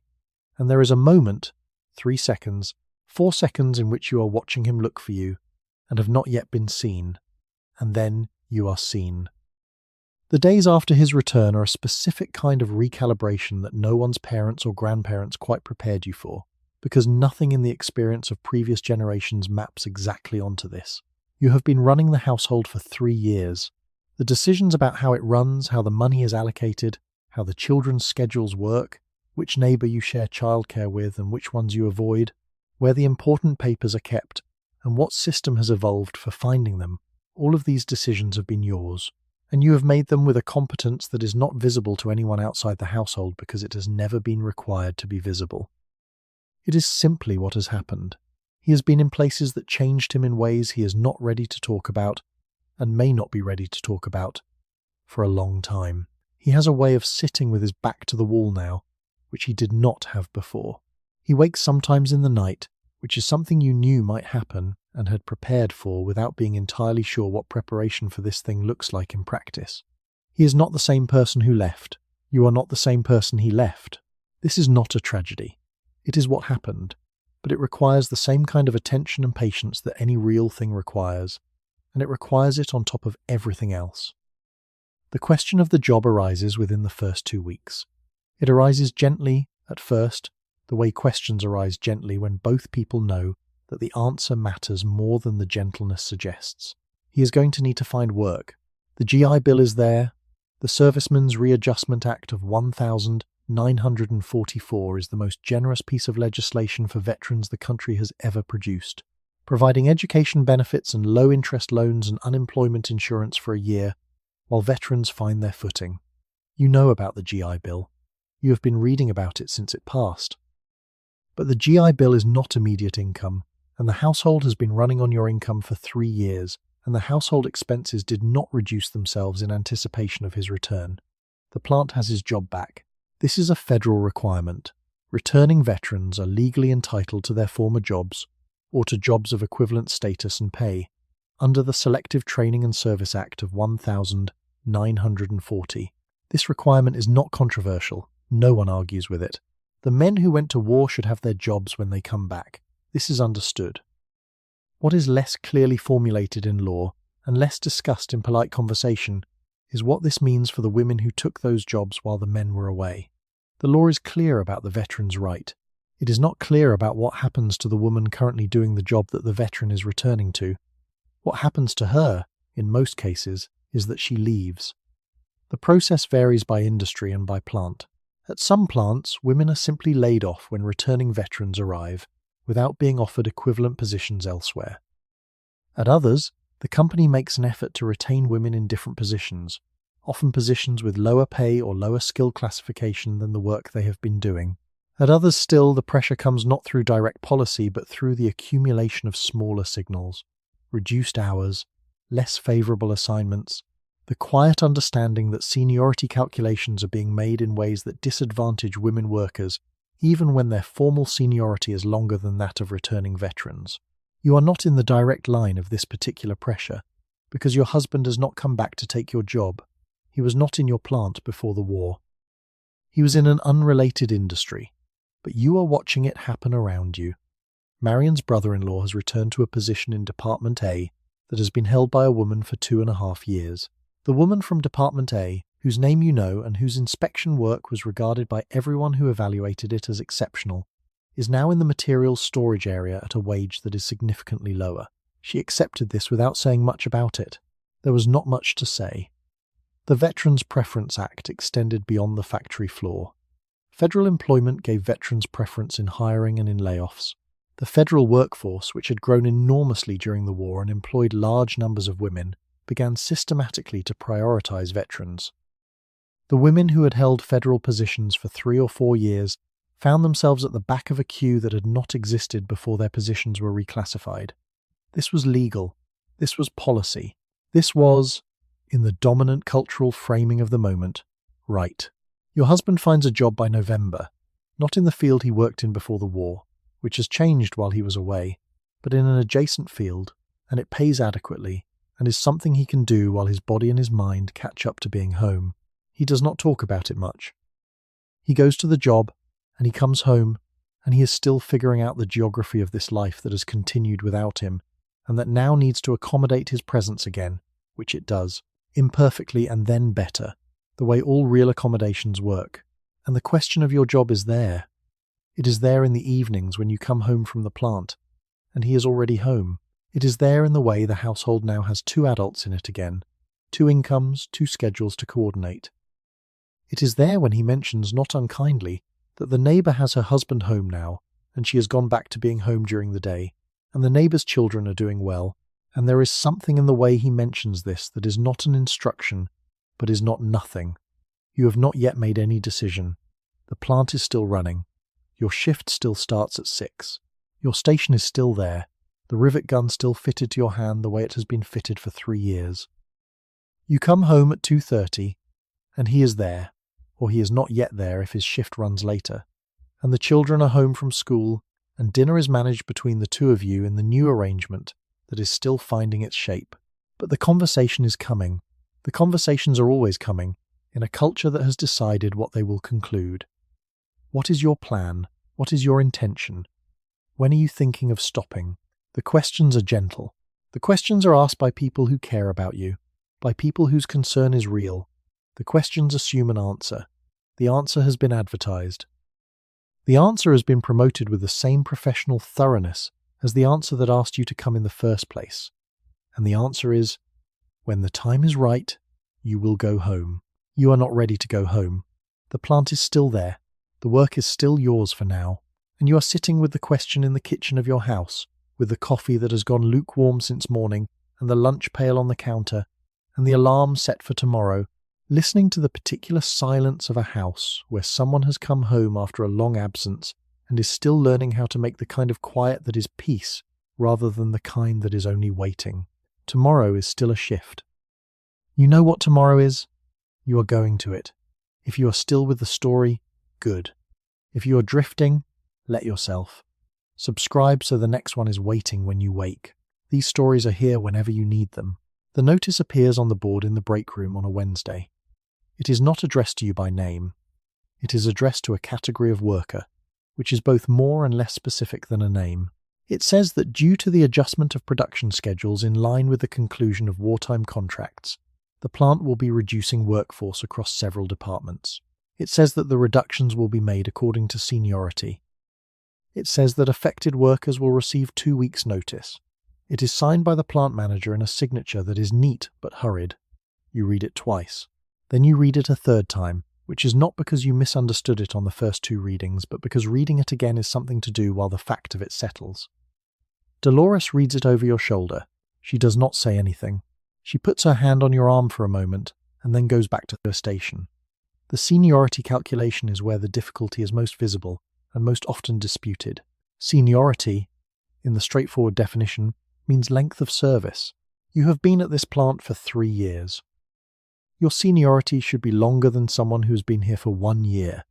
But seniority calculations at many plants are not, as it turns out, entirely straightforward. They are structured by department, by classification, sometimes by shift. And when the returning veteran's pre-war service time is added to his post-return service time, a calculation that is sometimes required by the Selective Training and Service Act, sometimes done by company policy as a gesture of appreciation, sometimes done in a way that is technically legal, but would require a labour lawyer to explain, the seniority arithmetic can produce results that surprise the people who thought they understood the rules. Helen Kowalczyk has her red pencil out again. She is working through the seniority calculations at the break room table with a patience that has become, over the last 2 weeks, something closer to intensity. She has the documentation, the dates, the classifications, the written policies as stated in the employee handbook, and she is comparing them to the list of workers being affected by the reduction. The patterns she is finding are not subtle. Women who have been at the plant longer than certain male workers are appearing on the layoff list. The explanation, when she gets one, involves the reclassification of positions and the departmental versus plant-wide calculation of seniority, and the specific interpretation that the company is applying to the integration of veteran preference. The explanation is not illegal. This is the thing that Helen comes back to, the thing she says at the break room table in a voice that is controlled but tired. It is not illegal. The laws that govern this, the Selective Training and Service Act, the Wagner Act's provisions on union contracts, the company's own policies, had been written by people who understood that veterans needed to be reintegrated and who had not, in the writing of the laws, fully considered what would happen to the women who had been filling the positions, or who had considered it and determined that it was not the primary concern. The laws were the laws. The calculations were legal. The patterns were what they were. The Women's Bureau of the Department of Labor issued a report in 1946 that documented these patterns across industries. The report found that women were being laid off at higher rates than their seniority warranted. It found that women who were retained were frequently downgraded to lower classifications with lower pay. It found that the reconversion of industry to peacetime production was being used in many cases as an opportunity to reset job classifications in ways that formalized the lower wage scale for women's work that had always existed, but had been somewhat disrupted by the wartime requirement for female labor. The report was thorough. It was carefully documented. It made specific recommendations. The report was read by people who cared about these questions and was largely ignored by people who did not. The people who made the hiring and layoff and classification decisions were, overwhelmingly, people who did not consider the Women's Bureau's concerns their primary professional obligation. The economy was reconverting. Veterans were being reintegrated. The factories were shifting to consumer production. These were the problems being solved. The distribution of those solutions was not the main question being asked. You receive your notice on a Friday. It is delivered in a sealed envelope by the department secretary, a quiet woman named Mrs. Poole, who has been at the plant since before the war and who does not look at you when she hands it over, which is not cruelty, but is the particular awkwardness of someone in the position of delivering news that they know is not good and are not responsible for and cannot change. The envelope is white, and your name is typed on the outside, and inside is a letter on plant letterhead that tells you that due to the reduction in workforce necessitated by the adjustment of production schedules, your last day will be the 15th of February. The 15th of February, 6 weeks from now. You fold the letter and put it in your coat pocket and go back to your station, because the shift is not over and the specifications are still there, and the rivet gun is still there, and what else would you do with the next 4 hours? Marion gets a notice that afternoon. Vera gets one the following Monday. Dolores, whose seniority is the longest in the department she has been here since July of 1942, does not get a notice. She is, she tells you quietly, certain she will get one eventually. The numbers require it. The numbers have already told her this, and she has already accepted it, and she is still bringing the peppermints at 10 o'clock, because that is what she does, and because the 10 o'clock distribution is hers, and she will do it, until she cannot. There are women who do not receive notices. Some have husbands who are still not home, or are home and still recovering, or were not in the position of the returning veteran for one reason or another. Some are in departments that are not being reduced at the same rate. Some have managed, through particular seniority circumstances or through specific roles that the plant is retaining, to remain. This is not a clean line. There are women on both sides of it for reasons that are not always the reasons anyone articulates openly. The Women's Bureau survey from this period found that approximately 800,000 women left manufacturing jobs in the first months after the war's end. By 1946, female participation in the manufacturing sector had dropped to levels not seen since the early 1940s. These numbers describe a pattern. The individual experience of the pattern is what you are living. In the break room with the fold of the letter still in your coat pocket and 6 weeks of morning shifts still ahead. 6 weeks of morning shifts. You are going to use them. The work is still there. The specifications are still there. You are still capable of meeting them. Nothing about your capability has changed since the letter arrived. The rivet gun does not know about the letter. The work does not know about the letter. You finish the shift. On the bus home, you think about what comes next. Not yet clearly, not yet with the full weight of planning, but with the beginning of the orientation that planning requires. You have skills now. You have 3 years of skills. The question of what the skills are for, of where they go when the plant no longer needs them, of what a woman does with 3 years of industrial training in a peacetime economy that has decided it does not particularly require her to have them. This question is present. It is the thing the letter in your pocket has made fully present. The bus stops. You get off in the cold. The letter is still folded in your pocket. 6 weeks from now is still 6 weeks from now. Tonight, there is dinner and the children and the particular texture of a Thursday evening that has not yet been changed by anything except your own awareness that change is approaching. You put the key in the lock. The warmth of the house comes out to meet you.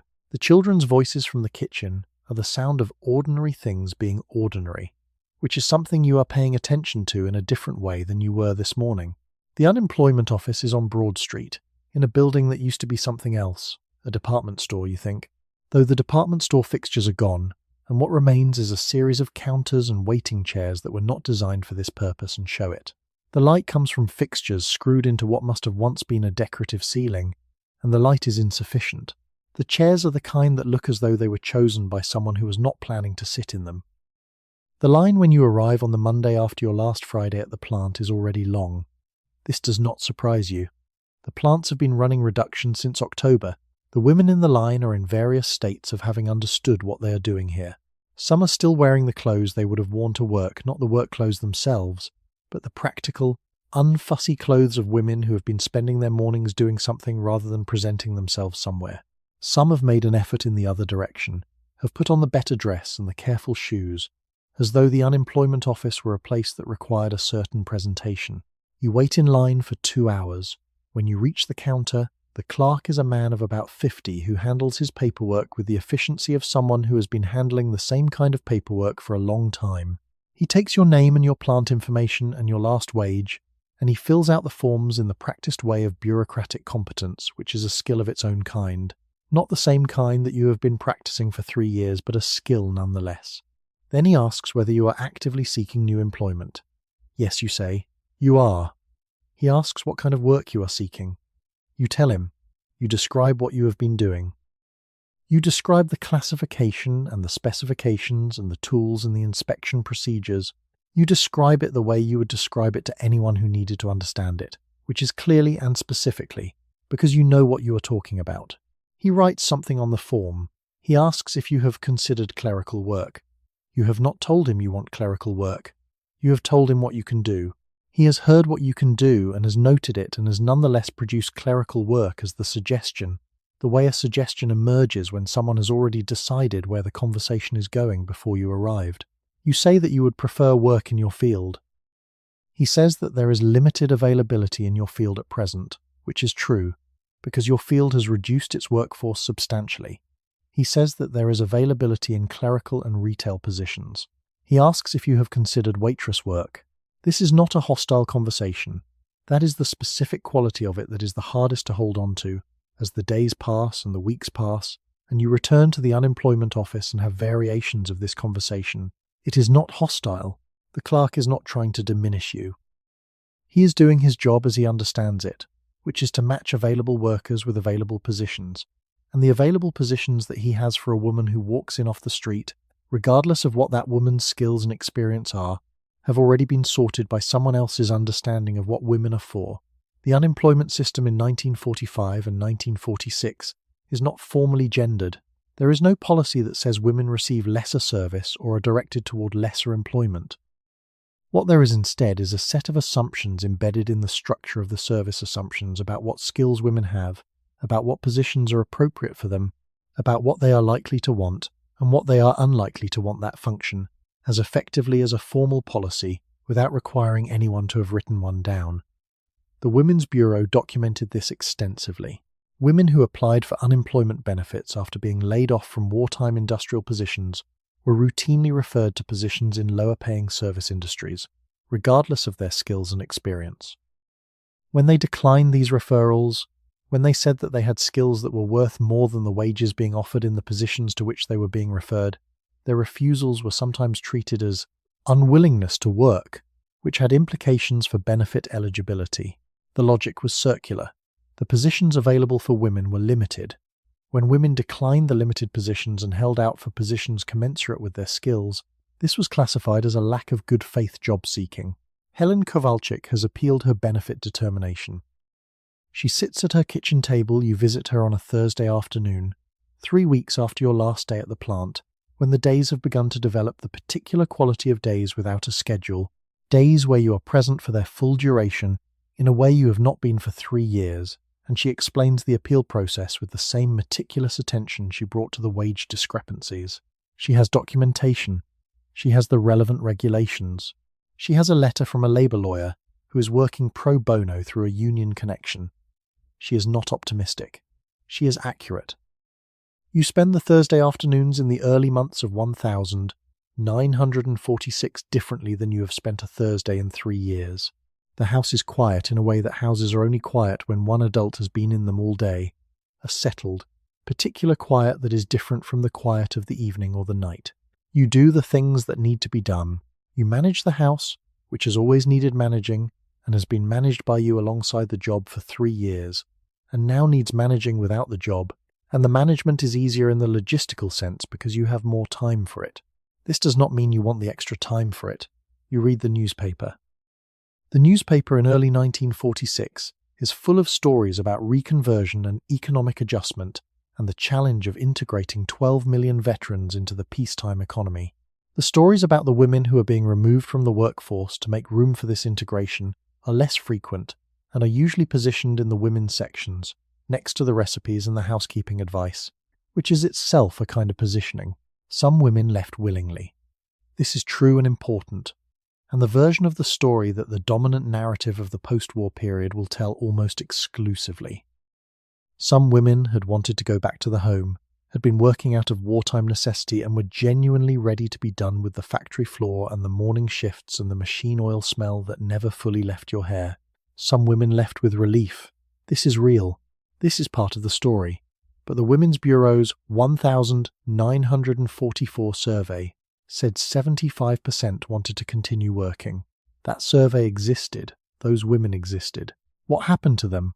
What happened to their desire and their skills and their 3 years of accumulated expertise is the part of the story that sits in the unemployment line on a Tuesday morning, waiting for a clerk to ask whether you have considered waitress work. You have not considered waitress work. You consider it now, briefly, as a measure of the distance between what you can do and what is being offered. Then you fold the thought up and put it away. The clerk is filling out his form. The line behind you is still long. You answer his questions and you take the referral sheets, and you walk out into the February light, which is thin and cold and present, the way February light is, without warmth but without deception. By 1947, the magazines have completed their pivot. Not a pivot. Exactly, pivots suggest a single moment, a hinge, a before and after that can be pointed to with precision. What the magazines have done is more gradual, more total, and more thoroughly professional than a pivot. They have realigned their entire orientation toward a woman who is at home, and they have made the home a large and serious and important place, because making the home large and serious and important is what makes the woman who is in it large and serious and important. And making her feel large and serious and important is what makes her read the magazine. The domestic science of the post-war years is not the domestic science of the pre-war years. The pre-war domestic advice was often about economy and efficiency, how to make a little do more, how to manage what was available, how to maintain a household with limited resources in difficult times. The Depression had defined domestic skill as a form of conservation. The post-war domestic advice is different. It is about consumption, about the best appliances, about the right products, about the standards of cleanliness and organisation that a properly managed home should meet. The bar has been raised, quietly but consistently, in ways that create a great deal more domestic work than a previous generation's domestic advice would have recognised. You read about this in a magazine in the spring of 1947, sitting in the kitchen of the house that you have been maintaining for 4 years. And you read it with the particular attention of someone who is very familiar with the subject matter and recognizes both what is accurate and what is being constructed. The magazine is telling you that the modern home requires more constant management than your grandmother's home. The magazine is correct that this is so. The magazine does not mention that the reason it is so has to do in part with the magazine itself, with the standard it is setting and the products it is advertising, and the picture of domestic excellence it is circulating. The appliances are new and genuinely useful. The refrigerator replaced the icebox during the war years for many families, and the automatic washing machine has improved significantly. The vacuum cleaner has become standard equipment in middle-class households. These are real improvements. They save real hours of labour. The interesting thing that social researchers will note decades later is that the labour saved by these appliances did not actually reduce the hours that women spent on domestic work in the post-war period. The hours stayed roughly the same, or increased.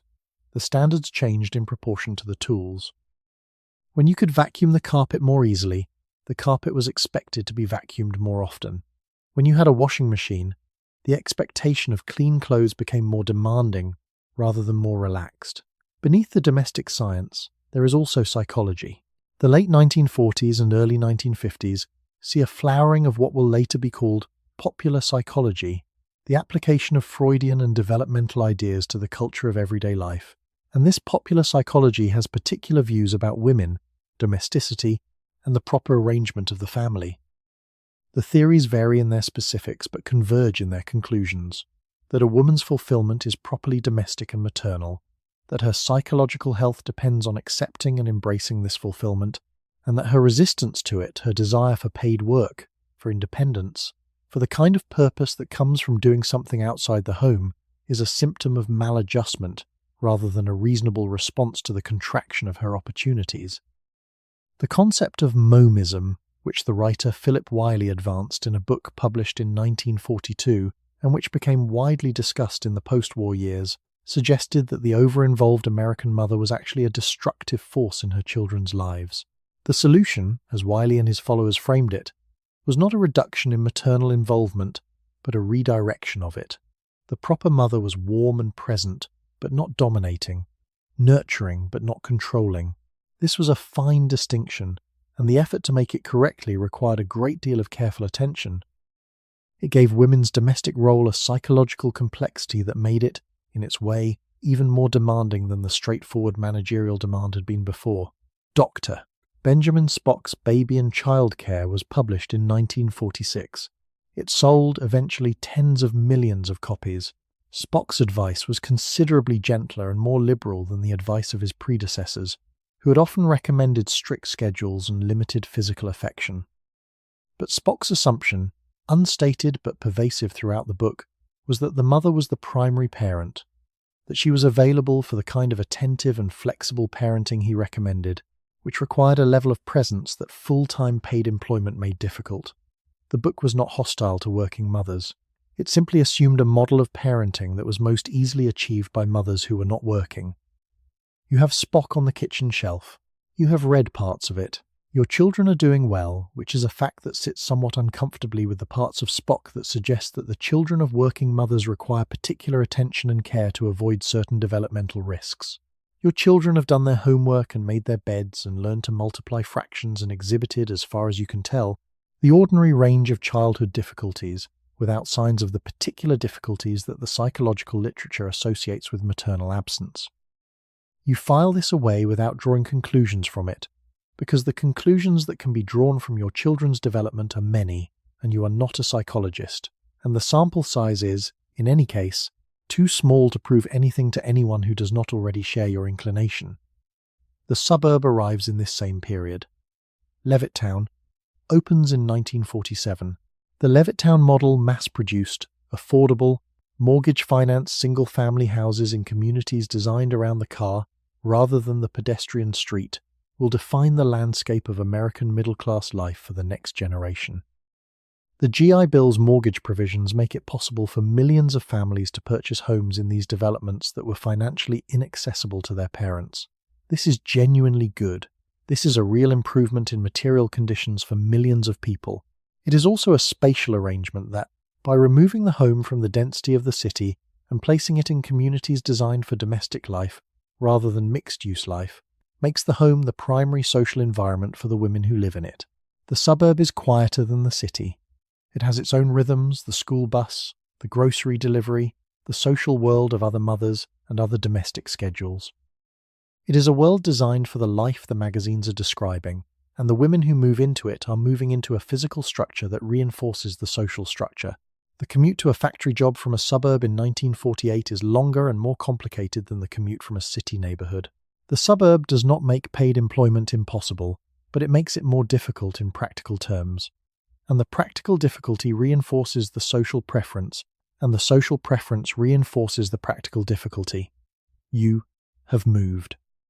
You did not move to a Levittown, because Levittown was in New York and you are not in New York, but you move to the version of Levittown that exists in your city, the new development on the east side, where the houses all have garages and the lawns are the right size. The house is nicer than your apartment. The children have their own rooms for the first time. The kitchen is new and has the appliances that are supposed to make things easier, and does make things easier, in the specific way that better tools make things easier, without necessarily reducing the total amount of work. You are managing the house. You are doing it well. The management of this house, with its new appliances and its suburban context and its children in separate rooms and its husband who goes to his job and comes home in the evenings, is the life that the magazines describe. You are in the picture. You are the woman in the picture, more or less, in the version of the picture that applies to your particular circumstances. And you are thinking, with some regularity, about the plant, not with longing in the simple sense of missing something past, with the more complicated feeling of knowing that you had a specific capability and that the capability is still there and is not being used. The rivet gun is not in your hands. But what your hands learned, the knowledge that is in your hands rather than in your head, that is in you in the way that things learned in the body stay in the body. You carry it. You carry it while you manage the house and read the magazines and take the children to their various required places. Helen Kowalczyk, you have heard from Marion, is doing the books for a hardware store. She is doing the books in the way that Helen does everything, accurately, methodically, with a red pencil ready for discrepancies. She is being paid less than she was at the plant, and less than a man doing the same work at the same store. She knows this. She is not surprised by it. She has noted it in the notebook with the same red pencil. The notebook still has pages. Helen, you suspect, will need them. Not all of them left. This is important, and is the part of the story that has the fewest well-known names and the most interesting details. The dominant narrative of the post-war period, built up through the magazines and the films and the sociology texts, and the popular psychology and the general cultural conversation, is of a clean reversal.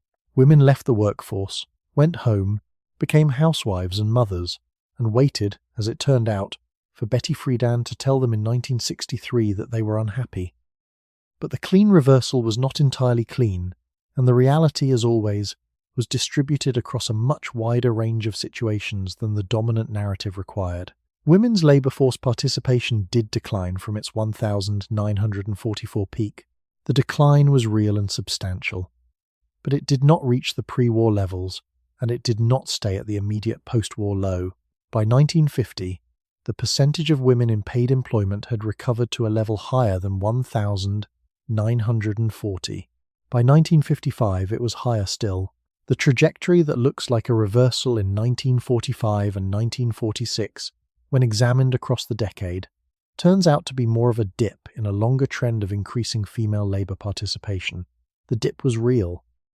The women who fell into it experienced something real, but the complete evacuation of women from the workforce that the post-war cultural narrative describes was not what happened. The women who stayed were in several categories, and the categories overlapped. There were women who needed to work because their financial circumstances did not allow for the domestic ideal that the magazines described. The domestic ideal required a breadwinner husband whose income was sufficient to support the family without additional income, and this condition was not met by every family. Black women, working-class women, women whose husbands had not returned or had returned damaged in ways that made full employment impossible, women who were single, women whose husbands' wages in the post-war economy did not reach the level that suburban domesticity required. These women continued to work because the alternative was not the magazine's picture, but something considerably more difficult. For black women, the wartime period had been a different experience from the beginning. Black women had always worked in higher proportions than white women, out of the economic necessity that the structure of American racial inequality imposed. The wartime demand for labour had opened some doors, had moved some black women from domestic service into factory work, which paid more and carried different kinds of dignity. But not all doors, and not without the additional resistance of race discrimination layered over gender discrimination. The post-war period reasserted the restrictions, with comparable efficiency. The gains that black women had made in wartime industrial employment were reversed at rates comparable to the reversals experienced by white women, but the baseline from which they were reversed was already lower. There were women who stayed because they wanted to stay, because they had found something in paid work that they were not willing to let go of even when social pressure was substantial.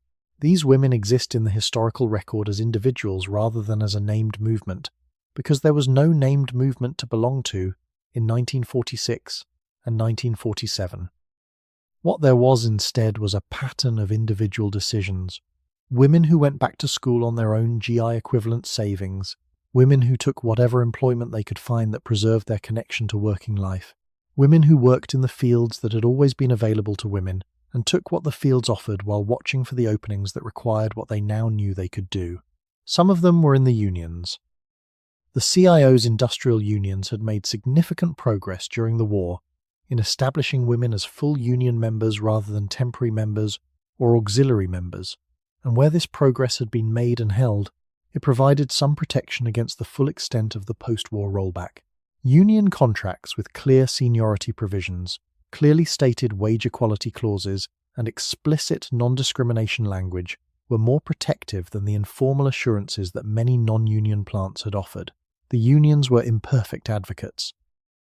The union leadership was primarily male, and the leadership's priorities were sometimes aligned with the interests of returning male veterans in ways that were not fully aligned with the interests of the women members. But the union contract was more protective than nothing, and the women who had the union contract kept more of what they had built than the women who did not. Marion is still working. You hear this from Dolores, who hears it from Marion herself, because they have stayed in touch in the way that people stay in touch when the place that connected them has closed. Marion found a position at a different plant, a smaller one, in a different part of the city, doing assembly work that is lower skilled than what she was doing before, but is still factory work and still pays an industrial wage, which is more than the alternative she was offered. She took a step down in classification to stay in the industry. She is not happy about the step down. She took it anyway. Dolores, whose seniority was the longest in the department, was eventually laid off in the second round of reductions in the spring of 1946. She is now working in a garment factory back to the industry she came from, before the war gave her access to something different. The garment work pays less than the plant. She has told you this without bitterness, which is not because she is not bitter, but because bitterness is not useful, and she is a practical woman who does not invest energy in things that are not useful. Vera went back to Oklahoma. You received a card from her at Christmas, 1946. A simple card without extensive news. The return address is a town you did not know she was from. You imagine her on a farm in Oklahoma, which is an image you can fill in with some detail because she has described it, though you have never been there. You imagine her listening to a tractor the way she listened to the machinery at the plant, with the same quality of attention, the same patience, the same knowledge that a machine sounds a certain way when it is running right, and a different way when something is about to go wrong. Helen Kowalczyk is still doing the hardware store books. She is enrolled in a night class in accounting at the community college. She is doing the class on top of the bookkeeping and on top of the management of her household and her children, in the hours that are left over after everything else, which are the hours that have always been the hours available to women who wanted to do something additional. She is not complaining about the hours. She has noted, in the way she notes things, that the night class is full of women. You are doing something different from what any of them are doing. You took a part-time job in the second year after the plant, not at a factory. The factories in your area have not been hiring women for production work in the quantities they once were, and the positions that are available are at the lower classifications. You took a position in the accounting department of a small manufacturing company, doing work that uses the precision and the attention to specification that the plant trained you to bring to things, translated into a different medium. The medium is numbers rather than metal, but the approach is the same. Accuracy matters, the discrepancy matters. The tolerance is what it is, and the work either meets it or does not. The pay is less than the plant. The classification is not what you would have expected, given what you can do.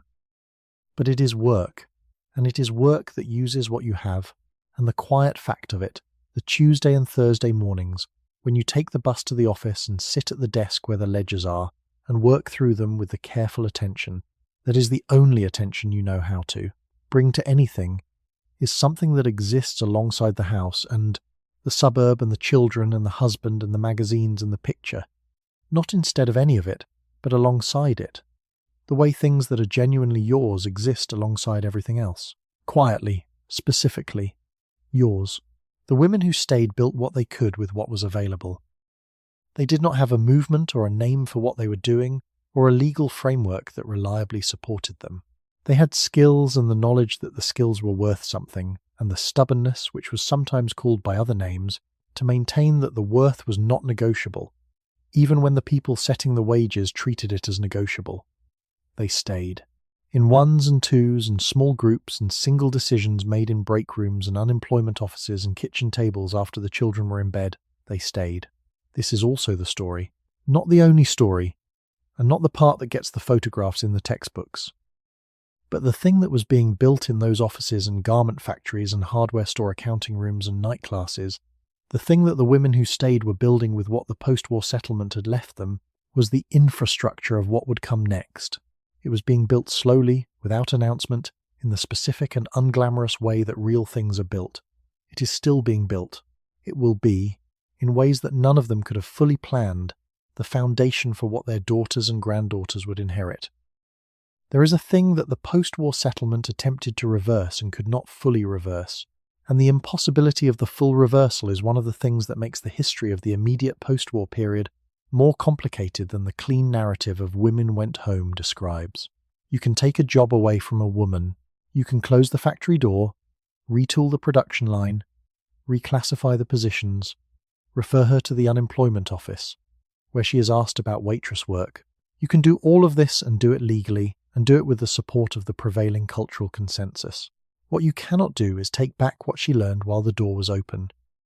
The 3 years inside the plant produced something that had not been there before. Not skills only, though the skills were real, and remained real even when the plant was closed to her.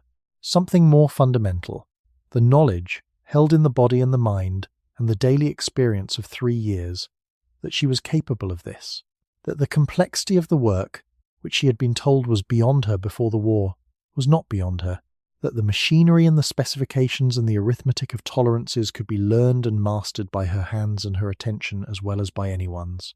This knowledge was not theoretical. It was not the result of being told she was capable. It was the result of having been capable, daily, under conditions that verified it.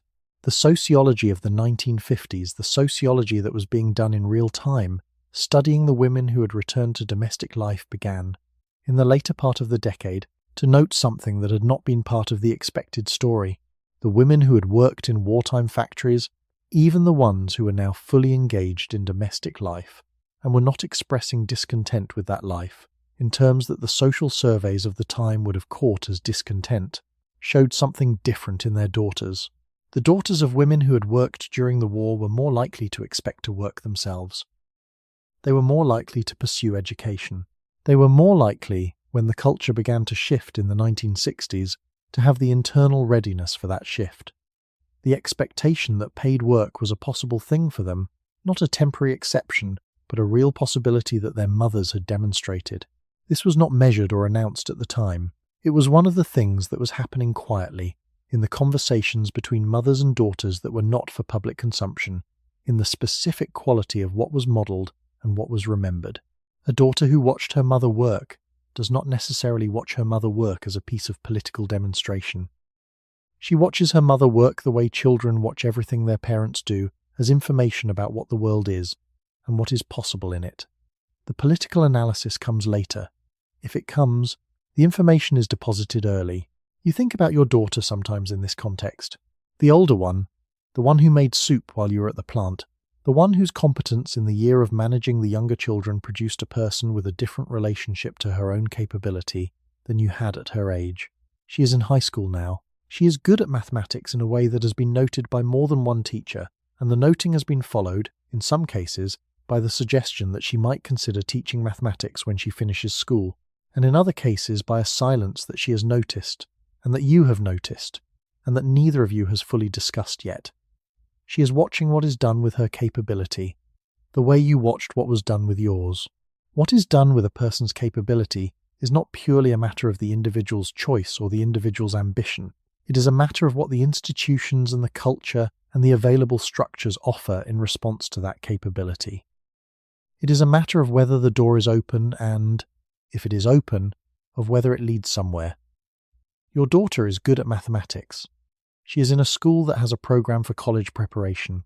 The question of whether she will be encouraged, in the specific ways that encouragement manifests in institutional settings, in the conversations with counselors, in the assignments made, in the attention given to her work, and its implications for her future, is a question that depends on things outside her capability and outside your kitchen table.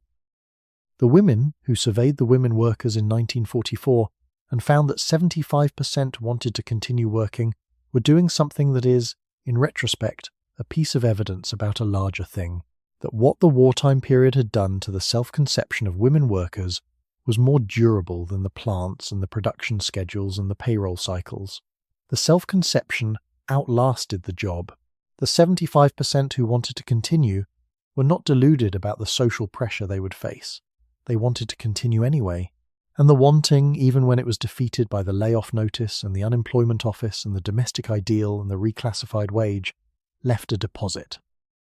Betty Friedan's The Feminine Mystique was published in 1963. The book described what Friedan called the problem that has no name, the dissatisfaction felt by educated, middle-class, suburban women who had been doing exactly what the post-war culture told them to do and who were, despite the appliances and the nice houses and the fulfilling domestic roles, unhappy in a way they could not account for. The book sold enormously. It received an enormous amount of mail from women who said that they had been thinking exactly this and had not had a word for it until now. The women who received the layoff notices in 1945 and 1946 were not the primary subjects of Friedan's book. Friedan was writing primarily about women who had never worked in factories, or who had worked briefly and then stopped, or whose education had been pointed away from anything practical. She was writing about a different version of the same structural situation, the systematic direction of women toward a domestic role that did not fully use what they had, and was surrounded by a cultural framework that insisted the non-use was fulfillment. The factory women and the suburban housewives are in different parts of the same story. The factory women had it more concretely. They had an actual job that was taken from them, an actual wage that stopped, an actual door that had been opened and then closed. The mechanism was more visible. The visibility made it, in some ways, easier to name. You know what you lost because you had it and it was removed. The woman who never had it, who was directed away from it before she arrived, who accepted the direction as the way things were, her version of the loss is harder to see because there is no before picture. No moment of having that can be contrasted with the moment of not having. The factory woman lost something she had. The woman directed away from the factory never got to learn what she was losing. Both losses are real. The inheritance from both is complex. The daughters of both are women who grew up in the 1950s, who came of age in the 1960s, who did and did not use what their mother's experience had deposited in them. Some of them knew the deposit was there. Some of them did not consciously, until something happened that required them to reach for it and found, perhaps with surprise, that it was there. The lunch pail is still on the counter. You kept it. This is something you think about sometimes with a degree of amusement that is also something else. You kept it when the plant closed its door to you. You put it on a shelf in the garage and it sat there for years, slightly absurd among the garden tools and the paint cans, the heavy metal weight of it unchanged. Your daughter asked about it once. You told her what it was. She held it for a moment in both hands, the way she holds anything heavy to understand its weight, and then she put it back on the shelf. She understood the weight. She was 12, and she understood the weight, and she put it down carefully, the way you put something down when you understand that it matters to someone, and she went back to what she was doing. You watched her go. You thought about what she had just held. You thought about what she would do with the information of having held it, not in the sense of planning or deciding, because she was 12, and this was a moment, not a curriculum. But the weight of the thing is information. Information deposits itself. You put it back on the shelf. You went back to what you were doing. The deposit is there. It is there in her, and it is there in Marion's daughters and Dolores's children and Vera's grandchildren and Helen Kowalczyk's daughter, who is, as far as you know, also good at mathematics. The deposit is there in ways that will become visible later, in decisions made in the 1960s and 1970s, in movements joined and not joined, in doors opened and doors pushed against, in the specific and unglamorous work of renegotiating what is available to women and what they are allowed to want, and what happens when what they want and what is available come into collision. What was not returned is still accumulating. It is still, in its quiet and distributed way, doing something. It does not announce itself. It simply is, in the weight of a lunch pail on a shelf in a garage, in the conversation between a mother and a daughter about what the lunch pail was for, in the particular quality of attention that a 12-year-old brings to the weight of something she does not fully understand yet, but knows matters. By 1952, the world has settled into a shape that would have been unrecognizable in 1939, and is now being described, by everyone who is describing it, as natural. The suburb is natural. The domestic ideal is natural. The arrangement in which the husband earns and the wife manages is natural, though the earning requires the particular structure of post-war employment, and the managing requires the particular appliances of post-war consumer production. And none of this is in any way natural in the sense of having always existed, but it has the feel of nature in the sense of having been stabilized and normalized and made into the background against which everything else is understood. You live in the shape. The suburb is your suburb. The appliances are in your kitchen. The children are in their schools and their activities, the older one finishing high school and beginning to think about what comes after, with a seriousness that is her own particular version of the seriousness that has always characterized her. The house is clean and managed, because you manage things well, because this is what you do, because the skill of management has never been the question, and is not the question now. The question is what it is for. This is not a question you are asking constantly or loudly. It is not a crisis. You are not, in the sense that the popular psychology of the era would measure, unhappy. You are doing the things that need to be done. You are doing them well. The people around you, your husband, your children, your neighbours, the women at the school events and the church and the suburb social gatherings are people you are genuinely fond of, and the fondness is real, and the life you share with them is real. This is not a performance. It is your life, and it is full in the ways that lives in community and family are full. But there is also the part-time job, on Tuesday and Thursday mornings, where you sit at the ledger desk and work through the numbers with the same attention you brought to specifications and tolerances at the plant. And the part-time job is the part that, when you examine what you are and what you are doing, feels most continuously yours, not because it is more real than the house or the family, not because the suburb is a prison and the job is freedom, which is a framing you have heard and which is too simple for what the thing actually is, because the job is where you are using what you have fully, in the way that using what you have fully is different from managing a household well and raising children competently, both of which are real and both of which require genuine skill, but neither of which reaches all the way into what the plant trained you to use. Helen Kowalczyk finished her accounting course.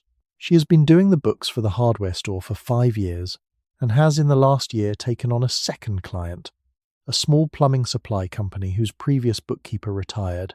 She is building something. She is building it in the particular slow way that things are built in the spaces that remain after everything else has taken its portion of the day, but she is building it. Her red pencil notebook has been replaced by an actual ledger of her own, in which she keeps track of her 2 clients' accounts and her own business expenses and the billing schedules. She has not yet told anyone that this is a business. It does not yet have a name, but it has a ledger. And a ledger is a kind of commitment. Dolores left the garment factory in 1950. She is now working in a school cafeteria, which pays less than the garment factory and involves more talking, which Dolores manages with characteristic efficiency by determining, within the first 2 weeks, exactly how much talking is necessary and providing exactly that amount. The cafeteria job has the advantage of school hours, which matches her children's schedule in a way that nothing she has done since 1946 has matched. She brings the peppermints to her table. The children from the school come through the line, and Dolores distributes the peppermints at 10 o'clock break with the same prompt and serious attention she brought to the factory floor. Some things you keep even when the context changes. Marion is still at the smaller plant. She has been there for 7 years now, which means she has seniority at this plant. She does not whistle hymns at her station at the new plant, because the culture is different and it would be noticed differently. But she whistles on the bus home, in the seat by the window, slightly under her breath. The woman who sits next to her on the Tuesdays has stopped asking her not to. They have reached an accommodation. The 1950s have a reputation for sameness and quietness that is partly deserved and partly the retrospective construction of a culture that knew what would come next and was already narrating the decade in terms of what it preceded. The 1950s were not entirely quiet. Under the domestic surfaces, under the appliances and the television sets and the ranch houses and the magazine covers, things were moving. They were moving slowly and without announcement, and in ways that would not be legible as movement until later. But they were moving. The women who had worked in the factories were in the suburbs, and the garment factories, and the school cafeterias, and the accounting offices. They were raising daughters, and in some cases sons. They were talking to each other in the grocery store lines and the school pickup lines and the church basements, and the coffee mornings that were the social infrastructure of suburban life in this period, in the way that women have always talked to each other when they are in proximity and have time, with the particular candour that proximity and time produce, about what their days actually contain and what their lives actually are, and what they want and what they have been told to want, and whether these are the same thing. The conversations were not political in the sense of invoking a political framework. They did not use the word patriarchy. They did not use the word feminism, which in the 1950s had an old-fashioned, slightly strange sound to it, associated with a previous generation and a previous set of public arguments that had apparently been settled. They were conversations about the specific and concrete, about wages and hours, and what was available in the help-wanted columns, and what happened when you applied and what the interview felt like, and whether the skills you had were recognised in the market, and what it cost to be at home in terms of what you could not do and what you could not be, financially and otherwise. These conversations were not recorded. They did not make it into the public record of the decade in the way that the magazine articles and the sociology papers and the best-selling advice books made it into the public record. They existed in the private register of women's talk, which is one of the most effective and least archived forms of information transmission in human history. But they existed. They were doing something. The deposit was still accumulating. Your daughter is accepted to a college in 1955. The acceptance letter arrives on a Tuesday, while you are at the accounting office. When you come home, she is sitting at the kitchen table with the letter in front of her and the particular expression on her face of someone who has received something large and is still deciding where to put it. You sit across from her. You read the letter. You tell her that this is what you thought would happen. She says she was not sure. You say you were. The college she is going to has a program in economics. She has been told by her counsellor that education or nursing are the likely paths for someone with her abilities. She has nodded at the counsellor. She is enrolled in the economics program. These two things are not in contradiction, in the way that things are not in contradiction. When you understand that the counsellor's suggestion is the map of what is expected, and your own decision is the map of where you are actually going. She is going somewhere. You know this with the particular certainty of someone who has watched her carry the weight of things since she was 12 years old, and set them down carefully when she needed to set them down, and pick them back up when she needed to. Pick them back up. She is going somewhere. The path is not clear and will not be clear for some time, and the places she is going will not always be the places the map suggested, and some of what she builds will be built in spaces that don't yet have names for what she is doing there. She is going somewhere. The lunch pail is on the shelf in the garage. The settlement of the decade hums around you, in the appliances and the suburb and the school bus schedule and the accounting ledger on the desk at the Tuesday and Thursday morning job. Everything is in its place. Everything is in the particular order of things that have found their level after significant disturbance. And underneath the order, the slow work continues. It has always continued. It is continuing now. Thank you so much for watching. If you'd like to see more videos like this, please consider leaving a like and subscribing to the channel as it really helps us continue making more content. Anyways, see you in the next one. The lunch pail is still on the shelf. You do not need to think about it now. You do not need to hold anything. The story has reached the place where stories rest, not an ending, because there are no endings in history, only places where the narration grows quieter and lets the night come in. Let the night come in now. Let it come. The house is dark.